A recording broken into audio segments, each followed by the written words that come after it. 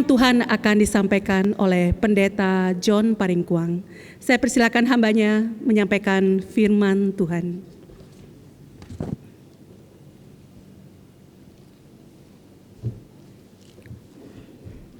Puji Tuhan, saudara. Hari ini Tuhan masih memberikan kesempatan kepada kita untuk menyembah Dia, bahkan juga untuk melayani Dia. Oleh sebab itu, saudara, sebelum kita lebih jauh mendengarkan firman-Nya, saya ingin mengajak kepada kita untuk bersyukur kepada Tuhan, bahkan juga secara khusus kita masuk di dalam doa. Tuhan Yesus, sebelum hamba-Mu membaca, merenungkan firman-Mu, bahkan menyampaikan firman-Mu ini, kami mohon Roh Kudus menguasai hati dan pikiran hamba-Mu ini, bahkan juga setiap anggota jemaat yang mendengarkan firman Allah ini, secara khusus ketika mereka berada di rumah mereka masing-masing.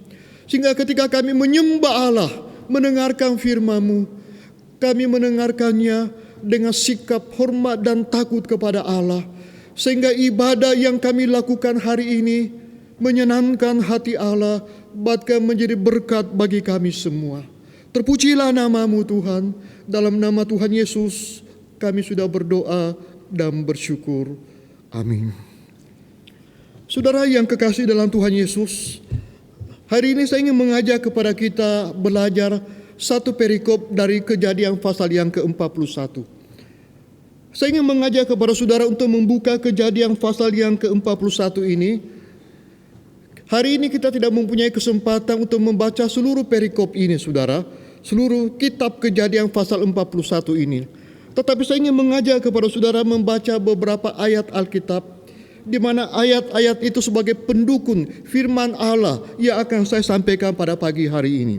Yang pertama, saudara, saya ingin membaca dari Kejadian pasal yang ke-41 ayat yang ke-8. Kejadian pasal yang ke-41 ayat yang ke-8 berbunyi demikian.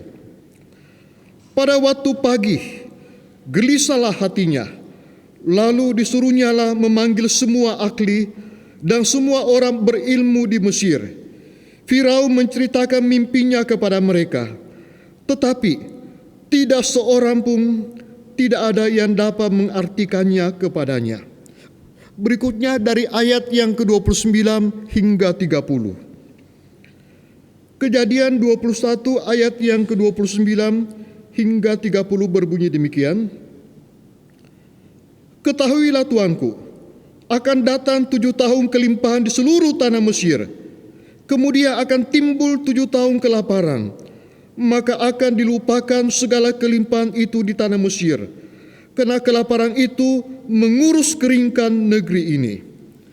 Berikutnya Kejadian 41 ayat yang ke-46 hingga 49. Kejadian pasal yang ke-41 ayat yang ke-46 hingga 49. Demikian bunyi firman Allah. Yusuf berumur 30 tahun ketika ia menghadap Firaun, raja Mesir itu. Maka pergilah Yusuf dari depan Firaun, lalu dikelilinginya seluruh tanah Mesir. Tanah itu mengeluarkan hasil bertumpuk-tumpuk dalam ke-7 tahun kelimpahan itu. Maka Yusuf mengumpulkan segala bahan makanan ke-7 tahun kelimpahan yang ada di tanah Mesir. Lalu disimpannya di kota-kota, hasil daerah sekitar tiap-tiap kota disimpannya di dalam kota itu. Ayat yang ke-49, demikianlah Yusuf menimbun gandum seperti pasir di laut, sangat banyak, sehingga orang berhenti menghitungnya karena memang tidak terhitung. Berikutnya saudara, Kejadian pasal yang ke-41 ayat yang ke-50 bagian B. Ayat yang ke-56 bagian B. Saya akan bacakan mulai ayat yang ke-56. Kelaparan itu merajalela di seluruh bumi. Maka Yusuf membuka segala lumbung dan menjual gandum kepada orang Mesir. Sebab makin hebat kelaparan itu di tanah Mesir. Saudara yang kekasih dalam Tuhan Yesus, seorang hamba Tuhan yang sangat terkenal yang bernama John Calvin Maxwell. Dia berkata demikian, setiap tahun saya meluangkan waktu ratusan jam untuk memberikan konsultasi kepada berbagai macam orang dari latar belakang yang berbeda-beda, usia, tingkat pendidikan, kepribadian, budaya, bahkan rupa mereka. Namun ada satu hal yang sama, yaitu mereka datang ke kantor saya didorong oleh satu hal, yaitu yang namanya masalah. Apa yang dikatakan John Maxwell ini memberitahukan kepada saudara dan saya, bahwa siapapun kita sebagai murid Tuhan, kita tidak terlepas dari yang namanya masalah. Setiap hari ada masalah. Masalah itu terus menerus ada. Saudara dan saya tidak akan pernah bebas dan terlepas dari yang namanya masalah. John Maxwell juga berkata, mereka datang kepada saya minta penegasan, minta konfirmasi, minta keyakinan, minta jalan keluar. Saudara yang saya kasih dalam Tuhan Yesus, tadi saya katakan, kita tidak akan pernah terlepas dari yang namanya masalah, saudara. Masalah itu bagaikan tamu yang tidak diundang. Dia akan bertemu dengan saudara, dia akan bersama-sama dengan saudara. Saudara suka atau tidak suka kepada dia akan datang, saudara. Dan sebenarnya masalah itu bukanlah masalah, saudara. Yang sebenarnya yang menjadi masalah bukan masalah itu, tetapi yang menjadi masalah adalah bagaimana sikap kita terhadap masalah itu, bagaimana kemampuan kita untuk mengatasi masalah itu. Seluruh dunia saat ini mengalami masalah yang sama, yaitu diperhadapkan dengan suatu virus yang sangat kejam. Super virus kalau boleh saya katakan, virus corona, saudara. Virus yang begitu banyak menghancurkan banyak orang, bangsa dan negara, saudara. Beberapa hari yang lalu saya mendapat sebuah kiriman video lagu, saudara. Lagu itu berjudul Gara-gara Corona. Karena corona. Karena corona kita hidup susah. Karena corona kita hidup seperti di penjara, dikurung di rumah, bekerja di rumah. Bahkan disebutkan bahwa kita bagaikan seorang ninja, harus pakai masker setiap hari. Tetapi sebenarnya inti lagu ini mengajak kepada setiap orang yang mendengarnya, bahwa saat ini kita diperhadapkan dengan suatu situasi yang berbeda, yang berubah. Dan kita harus siap menghadapi situasi ini, berada di dalam situasi itu. Dan juga belajar untuk hidup di tengah-tengah hidup yang baru itu. Saudara yang kekasih dalam Tuhan Yesus, sebenarnya kita sebagai murid Tuhan harus menyadari bahwa sebenarnya Tuhan sudah memberikan kita prinsip-prinsip hidup di dalam firman-Nya. Sehingga ketika kita mengalami tekanan, ketika kita mengalami masalah, kita akan diberikan jalan keluar untuk mengatasinya, saudara. Bahkan juga mencari jalan keluar yang terbaik untuk mengatasi yang namanya masalah itu. Tetapi sebelum kita jauh berbicara tentang bagaimana mengatasi masalah, saudara, mungkin saudara bertanya, apa sih masalah itu? Mungkin ada yang menjawab, masalah adalah suatu persoalan. Masalah adalah suatu keadaan di mana tidak sesuai dengan apa yang kita harapkan. Masalah adalah suatu keadaan yang menghasilkan situasi yang membingungkan. Masalah adalah sesuatu hal yang tidak mengenakan. Bahkan seorang yang bernama John Maxwell juga berkata demikian. Masalah adalah alat prediksi. Masalah adalah alat untuk mengingatkan. Bahkan beliau berkata bahwa sebenarnya masalah itu ada jalan keluarnya. Masalah itu dapat diselesaikan. Masalah itu ada jawabannya. Yang seringkali jadi masalah adalah apa, saudara? Seringkali kita belum menemukan jalan keluar masalah itu karena masalah itu seolah-olah tersembunyi. Tetapi beliau berkata, setiap masalah dapat diselesaikan, saudara. Ini suatu pengharapan bagi kita semua. Saya tidak mengetahui apa masalah saudara, tetapi siapapun saudara, setiap kita punya masalah. Sebuah buku yang sangat bagus yang berjudul Cara Mengatasi 12 Masalah. Di dalam buku itu disampaikan tentang 12 masalah yang seringkali dialami oleh umat manusia. Di sana disebutkan tentang Tuhan, saya merasa tertekan. Tuhan, saya merasa dicobai. Tuhan, saya merasa bersalah. Tuhan, saya merasa kecewa. Tuhan, saya merasa kesepian. Tuhan, saya merasa takut. Tuhan, saya merasa khawatir. Tuhan, saya merasa bosan. Tuhan, saya merasa terluka. Tuhan, saya merasa ragu-ragu. Tuhan, saya merasa sombong. Tuhan, saya tidak mau mati. Kurang lebih ada 12 masalah, saudara, yang seringkali dialami oleh umat manusia. Mungkin termasuk saudara, mungkin termasuk kita. Saat ini kita diperhadapkan suatu masalah yang sama, yang sebagaimana saya katakan tadi, masalah pandemi COVID-19 ini. Masalah yang tidak boleh kita anggap remeh, saudara. Tetapi apapun masalah saudara yang saudara alami saat ini, yang harus kita lakukan adalah mengatasi masalah itu dengan tepat dan benar. Saya percaya tidak ada di antara kita, ketika kita mengalami masalah, ada persoalan di dalam kehidupan kita, kita diam saja. Tidak, saudara. Kita pasti ingin bagaimana mengatasi masalah itu. Kita ingin mengatasi masalah itu secara tepat dan benar. Saya tertarik dengan slogan atau tulisan yang ada di kantor Pegadaian. Mungkin saudara pernah lewat di kantor Pegadaian kita, saudara. Mungkin saudara belum pernah ke Pegadaian, tetapi ada slogan dari Pegadaian ini. Apa bunyinya, saudara? Apa tulisannya? Menyelesaikan masalah tanpa masalah. Luar biasa, saudara. Menyelesaikan masalah tanpa masalah. Inilah yang kita rindukan, yang kita inginkan. Ketika kita menyelesaikan masalah, kita tidak menambah masalah lagi, tetapi menyelesaikan masalah tanpa masalah. Tetapi tidak boleh kita sangkali juga, saudara, bahwa begitu banyak orang saat ini, mungkin kita punya pengalaman. Ketika kita ada masalah, kita menyelesaikannya bukan tanpa masalah, tetapi makin banyak masalah. Mengapa, saudara? Karena seringkali kita gali lubang, tutup lubang, saudara. Ini istilah yang seringkali kita dengar, yang seringkali kita keluarkan dari mulut kita. Ketika ada masalah, gali lubang, tutup lubang. Oleh sebab itu hati-hati, saudara. Karena ketika kita gali dan tidak hati-hati, kita akan jatuh ke dalam lubang itu. Saudara yang kekasih dalam Tuhan Yesus, hari ini, saudara, saya ingin mengajak kepada kita belajar salah satu tokoh Alkitab yang ada di Perjanjian Lama. Tokoh Alkitab bagi saya luar biasa, saudara. Kita akan mencontohi, meniru dia, bagaimana dia menyelesaikan suatu masalah yang sangat besar di usia relatif masih sangat muda, saudara. Perjalanan hidup orang ini luar biasa juga. Hidupnya di masa-masa mudanya sudah mengalami yang namanya masalah.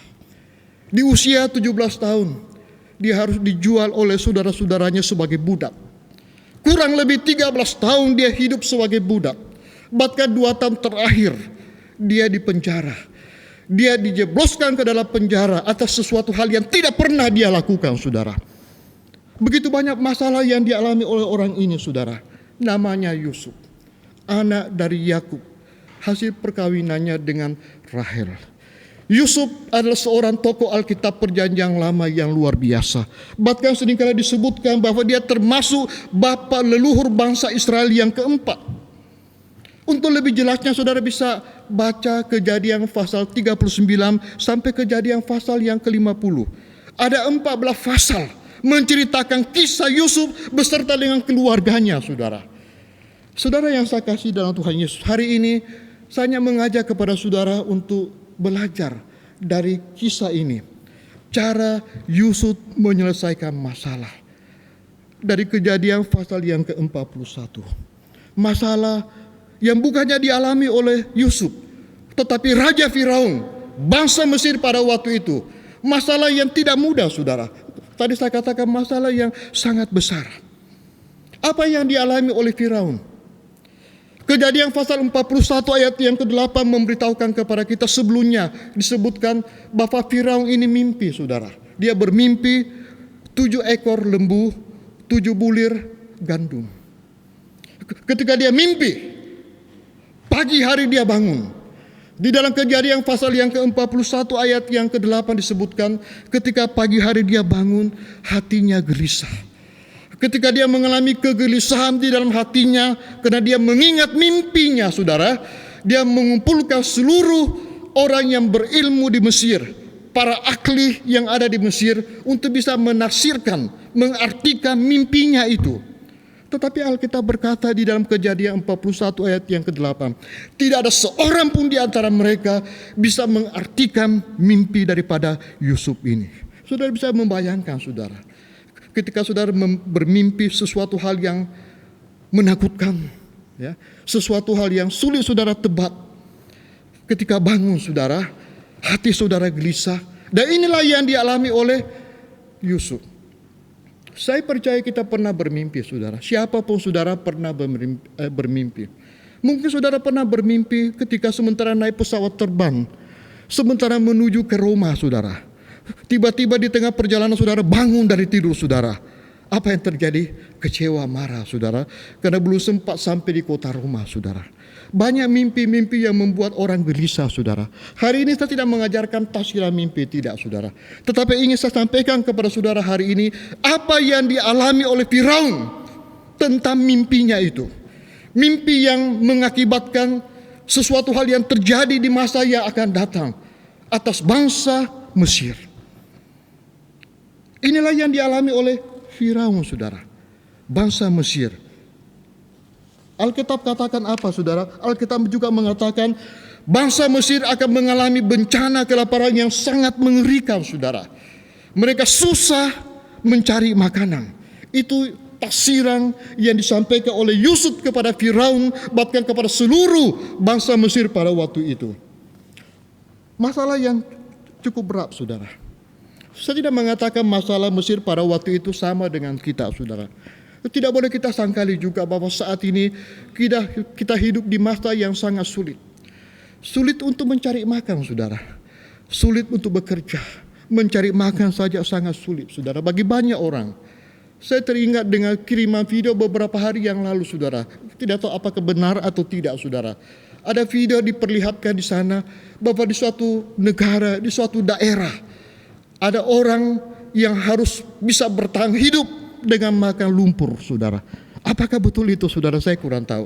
Tetapi jika sungguh-sungguh terjadi ini, ada sesuatu hal yang sangat tragis, saudara. Di masa yang sulit ini, di masa pandemi COVID-19 ini, ada orang, bahkan banyak orang yang sulit untuk bertahan hidup. Bahkan ketika harus bertahan hidup, harus makan makanan lumpur, saudara.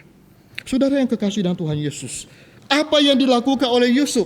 Apa yang dilakukan oleh Firaun, apa yang dilakukan oleh bangsa Mesir, saudara, terutama Yusuf di dalam mengatasi masalah pangan ini, di dalam mengatasi masalah ekonomi, di dalam mengatasi masalah keuangan ini, ia akan mengakibatkan Mesir bisa mengalami suatu masalah yang sangat besar, yang sebagaimana diprediksikan, diramalkan, disampaikan oleh Yusuf tentang masa 7 tahun, masa yang sangat sulit. Mesir akan mengalami kelaparan yang sangat besar dan berat, saudara. Apa yang dilakukan oleh Yusuf? Yang pertama, saya ingin mengajak kepada saudara melihat Kejadian pasal 41 ayat yang ke-29 hingga 30. Saya akan bacakan untuk saudara. Kejadian 41 ayat yang ke-29 hingga 30 berbunyi demikian. Ketahuilah Tuanku, akan datang 7 tahun kelimpahan di seluruh Mesir. Kemudian akan timbul 7 tahun ke depan kelaparan, karena kelaparan itu mengurus keringkan negeri ini. Apa yang dilakukan oleh Yusuf, saudara? Yusuf memberikan satu peringatan.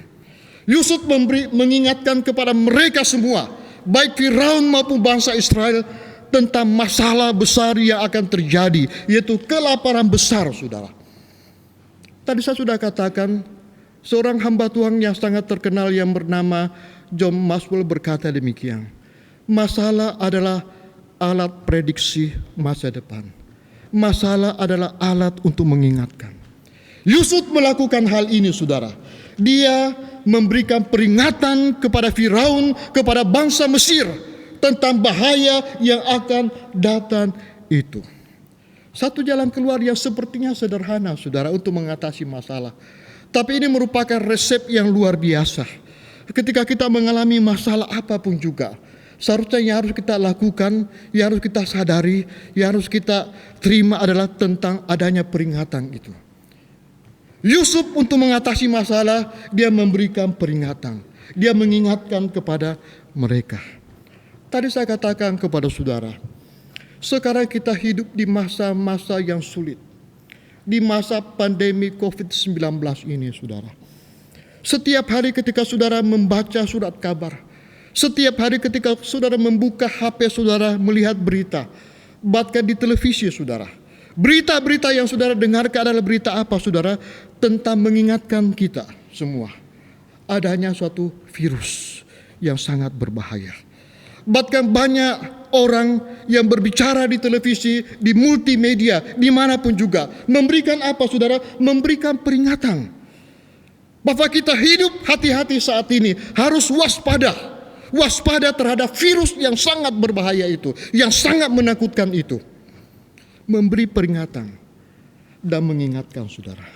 Inilah yang dilakukan oleh Yusuf. Memberi peringatan sebagaimana yang seringkali kita dengarkan. Ada laporan dari tim gugus penanganan COVID-19 ini. Hampir setiap hari saudara, kita mendengarkan berita tentang perkembangan daripada penyebaran virus ini. Orang-orang yang mengalami positif virus, bahkan yang mengalami kematian saudara, makin hari makin bertambah, makin hari makin bertambah.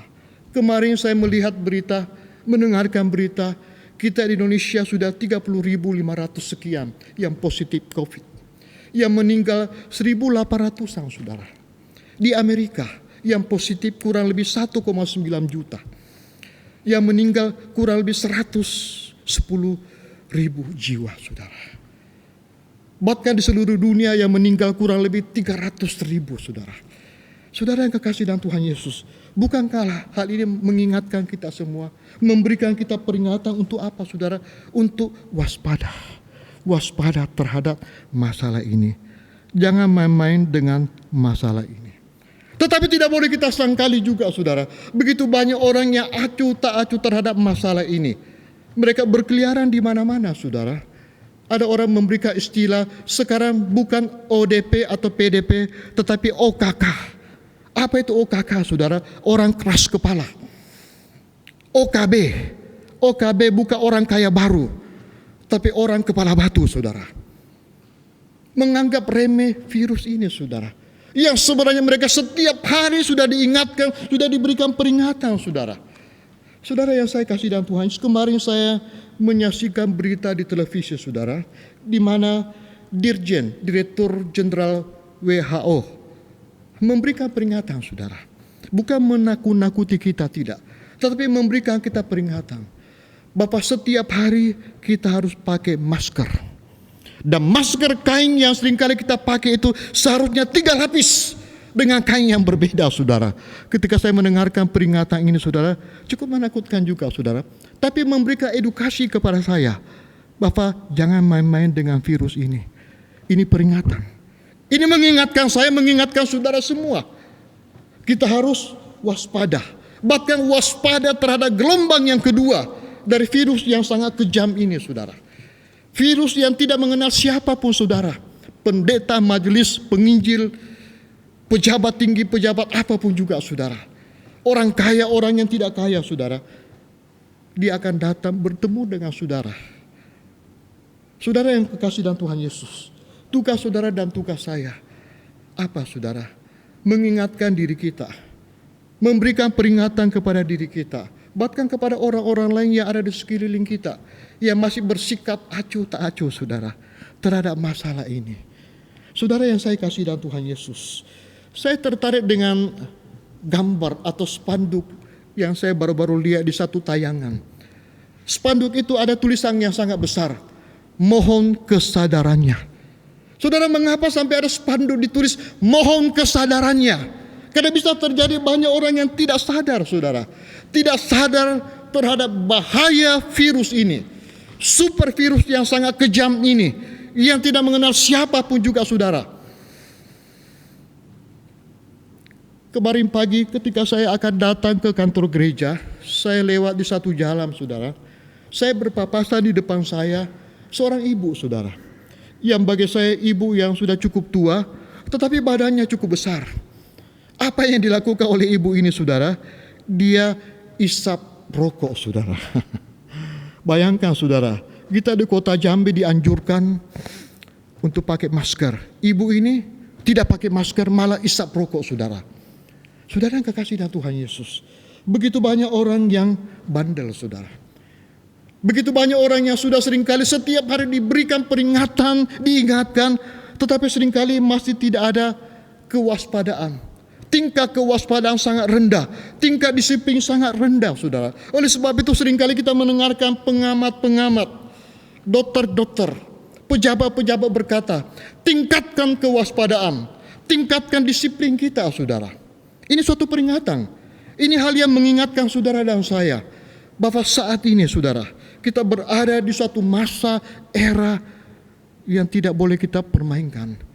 Kita harus hidup dengan serius, dengan disiplin, dengan tingkat kewaspadaan yang harus lebih serius, lebih tinggi saudara.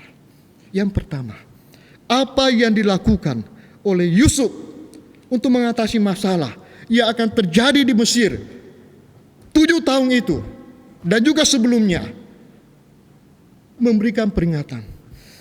Memberikan peringatan kepada Raja Firaun, bangsa Israel, bahkan kalau boleh saya katakan seluruh dunia, tentang bahaya yang akan datang.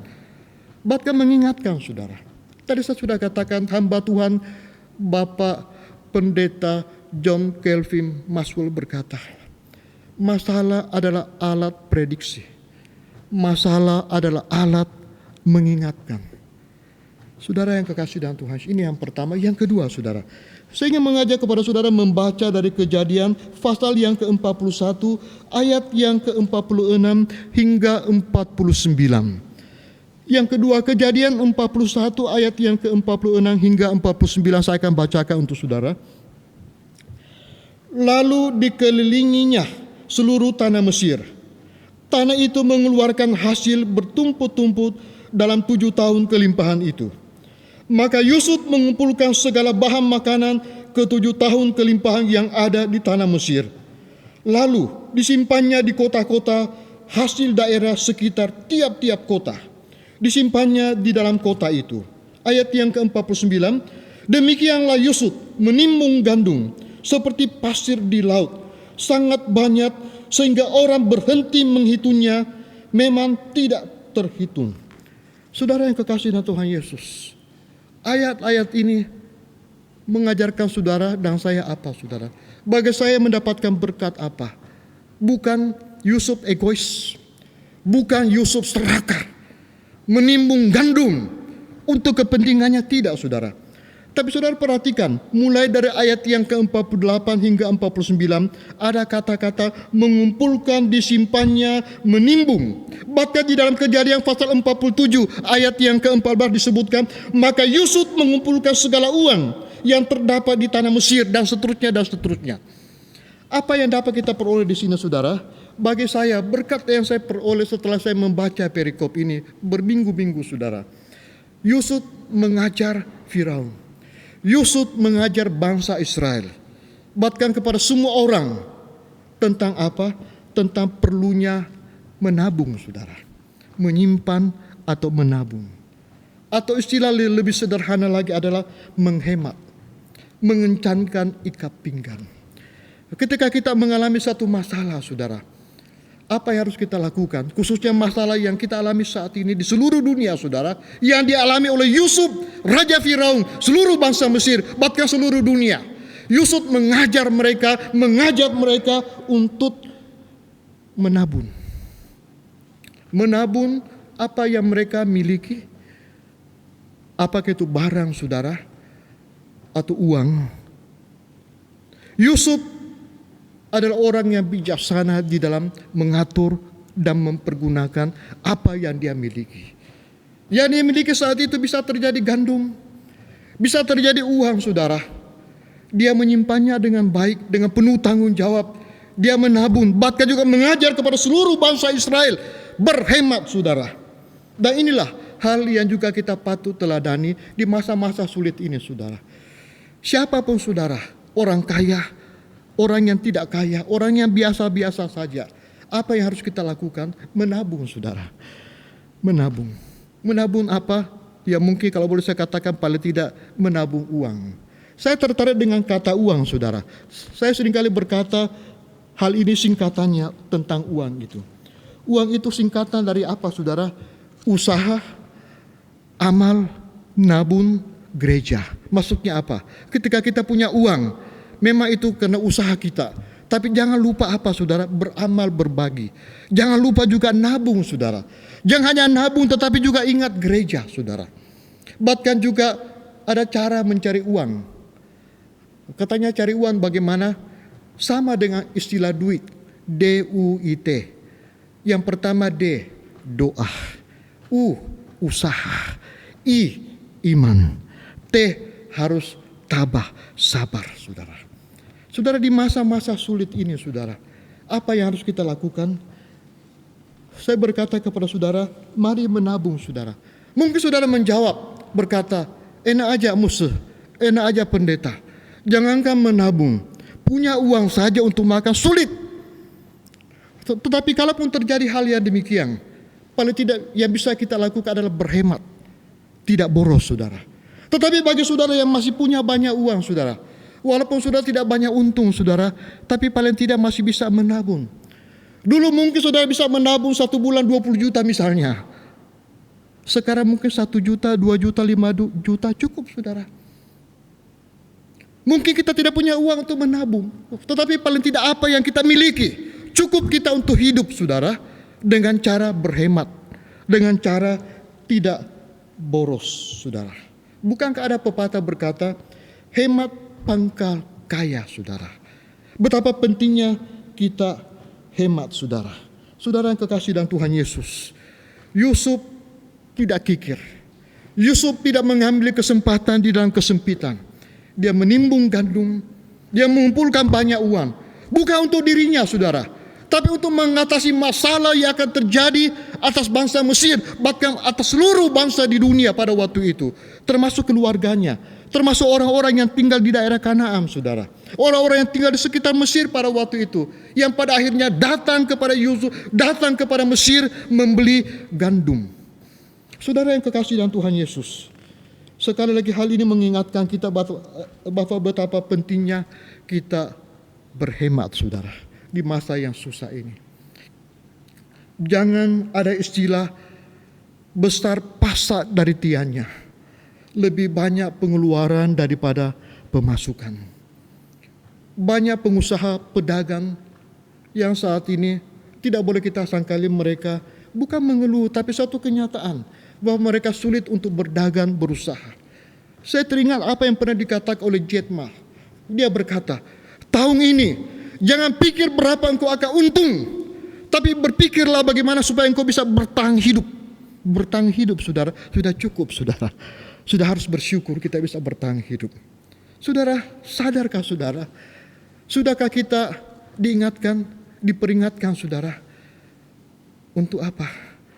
Untuk bertahan hidup saja kita bersyukur. Untuk bisa hidup saat ini kita harus bersyukur, saudara. Saudara yang kekasih dalam Tuhan Yesus, teladan dari Yusuf mengatasi masalah pada waktu itu, saudara. Mengajak mereka berhemat. Mengajar mereka untuk menabung. Kita yang hidup di masa yang sulit ini juga, saudara. Walaupun tidak ada prediksi kita akan berteman bersama-sama dengan corona ini 7 tahun, tidak ada, saudara. Kita harapkan 1 tahun cukup, jangan lebih 2 tahun, saudara. Atau bahkan kalau boleh jangan sampai 1 tahun. Tetapi kalaupun 1 tahun, saudara, kita harus siap menghadapinya, saudara. Oleh sebab itu apa yang harus kita lakukan, saudara? Kita bukannya menabung, saudara, bukannya berhemat, tetapi kalau saudara baca di dalam Kejadian pasal 41 ayat yang ke-56 dan seluruh ayat-ayat ini memberitahukan kepada kita bahwa Yusuf bukannya menyimpan, menimbun, menabung, tetapi dia juga berbagi, saudara. Betapa pentingnya kita hidup saat ini juga berbagi, saudara. Bagi saudara yang masih banyak punya tabungan, saudara, masih sedikit kelebihan, alangkah baiknya kita berusaha untuk berbagi di masa susah ini. Yusuf melakukan hal yang luar biasa, saudara. Sederhana saja, saudara. Di masa di mana dia hidup pada waktu itu, yang dia lakukan adalah apa? Memberikan peringatan kepada mereka. Mengingatkan mereka akan masalah bahaya. Bahkan yang kedua, mengingatkan mereka untuk senantiasa berhemat, menabung, saudara. Bagaimana dengan kita, saudara? Saya mengharapkan di masa susah ini, kalaupun saudara tidak bisa menabung, paling tidak bisa berhemat, saudara. Paling tidak kita tidak boros. Yang ketiga dan yang terakhir, bagaimana Yusuf mengatasi masalah? Kejadian 41 ayat yang ke-56, khusus bagian B. Maka Yusuf membuka segala lumbung kepada orang Mesir. Kejadian pasal 42 ayat yang ke-6. Dia menjual gandum kepada seluruh rakyat negeri itu. Bahkan ketika saudara baca seluruh pasal yang ke-47, saudara akan menemukan apa? Bahwa sebenarnya orang Mesir pada waktu itu sudah punya persediaan makanan. Mereka sudah punya persediaan gandum. Karena Yusuf sudah mengatur sedemikian rupa, sehingga setiap orang yang ada di Mesir pada waktu itu punya persediaan gandum yang cukup menghadapi masalah. Mereka punya persediaan makanan yang cukup. Saudara, hal ini mengajarkan kepada saya apa, saudara? Mengajarkan kepada saya untuk bisa bertahan hidup dengan apa yang kita miliki saat ini. Yusuf mengajar orang Mesir pada waktu itu bertahan hidup dengan apa yang mereka miliki. Kita hidup saat ini, apa yang firman Tuhan ajarkan kepada kita, mengajar kepada saudara dan saya bertahan hidup dengan apa yang kita miliki saat ini.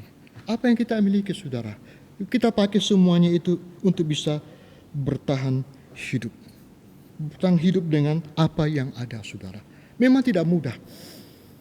Ada penafsir Alkitab berkata, selama 7 tahun orang Mesir dan sekitarnya harus makan makanan yang sama, roti yang sama, roti gandum. Setiap hari mereka makan makanan yang sama selama 7 tahun, saudara.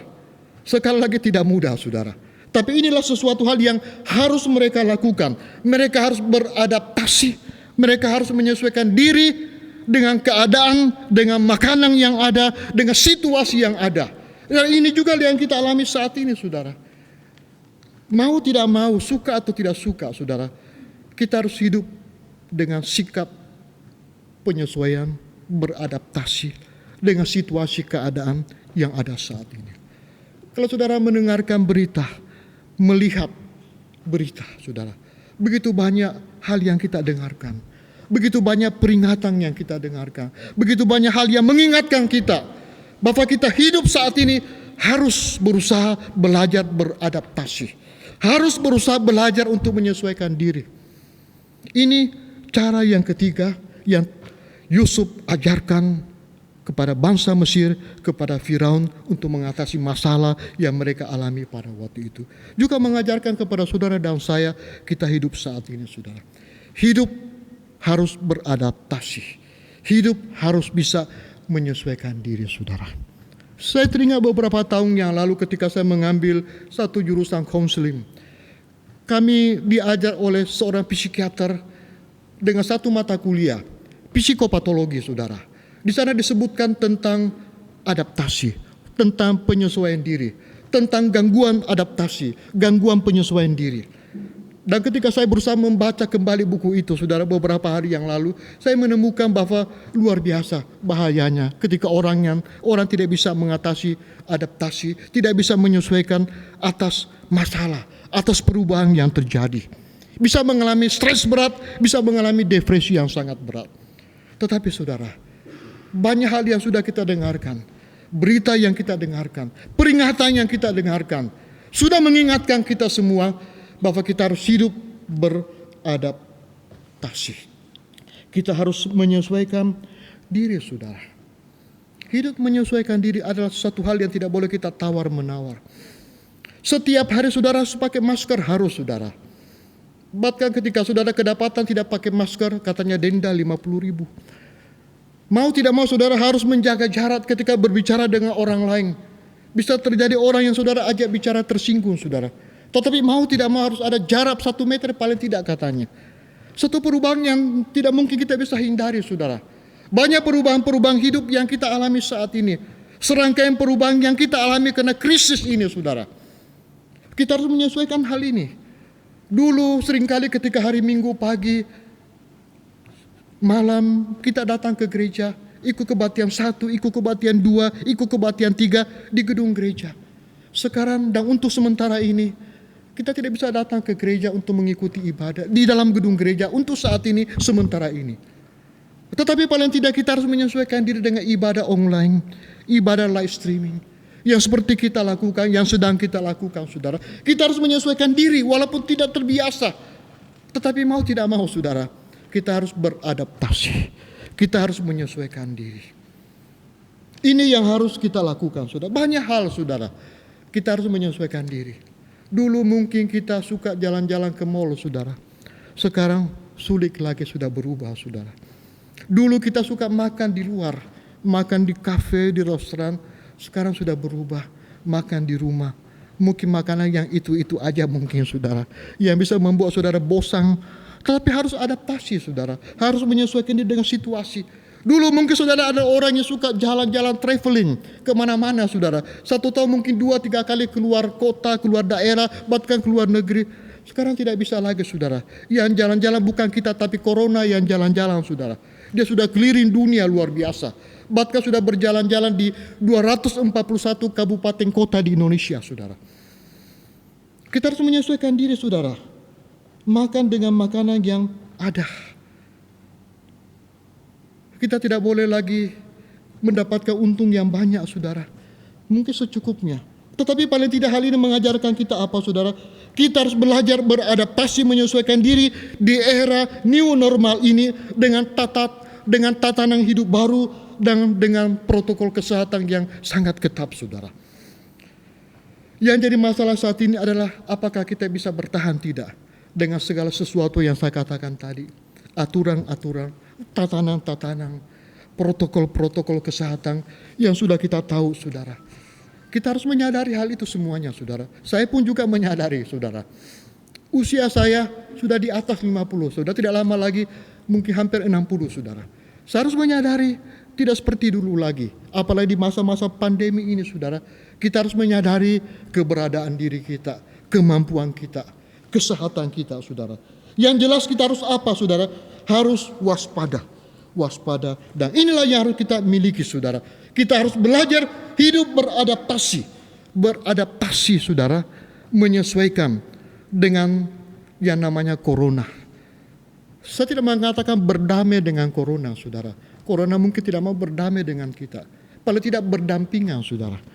Ketika kita berdampingan dengan dia apa yang harus kita lakukan? Berjaga-jaga, saudara. Berjaga-jaga. Dan inilah yang harus kita lakukan, sekali lagi bertahan, saudara. Tidak mudah bertahan di dalam situasi ini, khususnya di dalam hal beradaptasi. Saya pernah berkata kepada saudara di satu khotbah tentang arti bertahan. Bertahan mempunyai arti tidak mudah diombang-ambingkan ketika kita diperhadapkan dengan suatu masalah, tantangan, tekanan. Tetapi tetap pada tempatnya. Kita tidak mudah kecewa, tidak mudah mundur, tidak mudah meninggalkan apa yang merupakan tugas kita. Tetapi tetap pada tempatnya. Bertahan juga mempunyai pengertian sabar, tabah, saudara. Dan inilah yang harus kita miliki di masa-masa yang sulit ini. Berapa lama kita tidak tahu, saudara. Bisa beberapa bulan ke depan lagi. Bisa 1 tahun, saudara. Bisa 2 tahun. Tetapi harapan kita semua apa? Supaya badai ini cepat berlalu, saudara. Setiap hari kita harus menyesuaikan diri dengan perubahan-perubahan yang disebabkan oleh krisis, saudara. Siapapun, saudara, kita harus berhadapan dengan yang namanya perubahan-perubahan. Dan mau tidak mau, saudara, kita harus beradaptasi. Beberapa hari ini saya membaca surat kabar, saudara. Hampir semua beritanya tentang apa? Warga diminta mulai adaptasi. Adaptasi dengan hidup baru, new normal. Adaptasi dengan perilaku yang baru. Adaptasi dengan kebiasaan yang baru, saudara. Bagaimana dengan kita? Ketika kita mengalami masalah yang sama dengan banyak orang, saudara. Apa yang harus kita lakukan? Jangan menyerah dengan masalah, tetapi kalahkan masalah dengan penyerahan diri kita kepada Tuhan. Iman kita kepada Dia, saudara, tidak membuat segala sesuatu itu mudah. Tetapi iman kita kepada Tuhan akan membuat segala sesuatu menjadi mungkin, saudara. Iman yang sebesar biji sesawi, saudara, dapat melalukan semua masalah kita. Oleh sebab itu kita perlu apa? Sabar, saudara. Orang yang sabar itu bisa membuat dia bertahan menghadapi masalah. Saya mengatakan tadi, masalah tetap ada, saudara. Tetapi ingat, saudara, kita tidak seorang diri. Tuhan selalu memberikan harapan pada mereka yang tidak ingin menyerah. Tuhan tidak akan pernah meninggalkan bagi orang yang ingin selalu berjalan bersama-sama dengan Dia. Sebesar apapun masalah saudara, yang harus kita lakukan adalah apa, saudara? Kita harus tetap percaya kepada Dia. Tetap percaya kepada Dia. Ini kuncinya, saudara. Yesaya pasal yang ke-26 ayat yang ketiga. Satu ayat yang sangat indah bagi saya dan juga saya harapkan bagi saudara. Yesaya 26 ayat yang ketiga berbunyi demikian. Yang hatinya teguh kau jagai dia dengan damai sejahtera. Sebab kepadamulah dia percaya. Di tengah-tengah situasi apapun juga yang mungkin bisa membuat saudara seolah-olah tidak ada damai sejahtera, gelisah, ketidaktenangan. Tetapi saudara, hati kita perlu teguh. Percaya kepada Dia. Percaya kepada Dia bahwa Dia menyertai kita. Kalau saudara baca di dalam Kejadian 39 ayat yang kedua, kisah tentang Yusuf. Apa yang terjadi dengan Yusuf, saudara, sebelum di pasal 41 dan seterusnya. Kejadian 39 ayat yang kedua berbunyi demikian. Saya akan bacakan untuk saudara. Kejadian 39 ayat yang kedua. Tetapi Tuhan menyertai Yusuf, sehingga ia menjadi seorang yang selalu berhasil dalam pekerjaannya. Ayat ini ditulis sebelum pasal 41. Sebelum dia bertemu dengan Firaun. Dia berada di masa-masa yang sangat sulit di masa mudanya, saudara. Tetapi ayat ini mengingatkan dia, mengingatkan kita semua, bahwa Tuhan menyertai kita, saudara. Banyak hal yang berhasil kita atasi, masalah kita, saudara. Kenapa, saudara? Karena kemampuan kita? Bukan, saudara. Bukan hanya karena kemampuan kita. Tapi kita harus menyadari semua itu karena penyertaan Tuhan, saudara. Tuhan yang memampukan kita. Tuhan yang menyertai kita, saudara. Kata menyertai, ada seorang pernah menafsirkan sama dengan kata bersama-sama. Dan kata bersama-sama itu dia katakan mempunyai 3 arti. Berjalan di depan kita, berjalan di samping kita, berjalan di belakang kita. Jadi dia katakan ketika Tuhan menyertai kita, ketika Tuhan bersama-sama dengan kita, Dia ada di depan kita. Dia akan membimbing kita, menuntun kita ke arah yang benar. Ketika kita menyadari Dia bersama-sama dengan kita, Dia menyertai kita, Dia ada di samping kita. Sehingga kita tidak merasa kesepian, kita tidak merasa sendiri. Ketika kita berkata, Tuhan menyertai kita, Tuhan berjalan dengan kita, Dia ada di belakang kita. Dia akan mendorong kita ketika kita mulai loyo, ingin berhenti, saudara. Saudara yang kekasih dalam Tuhan Yesus, Yusuf sukses berhasil karena dia mengandalkan Tuhan di dalam kehidupannya. Yusuf sukses dan berhasil karena dia tahu Tuhan menyertai dia, saudara. Yusuf bisa mengatasi masalah. Kenapa, saudara? Karena dia mengandalkan Tuhan di dalam kehidupannya. Banyak masalah dia hadapi ketika usia masih muda, masih sweet 17, saudara. Sampai usia 30 tahun dan seterusnya, saudara. Dia bisa mengatasi semua masalah itu dengan sabar, dengan berpaham, saudara. Mengapa? Karena dia mengandalkan Tuhan. Dia yakin bahwa Tuhan beserta dengan dia, yang memberikan dia hikmat bagaimana harus mengatasi masalah yang dia alami. Mari kita berdoa.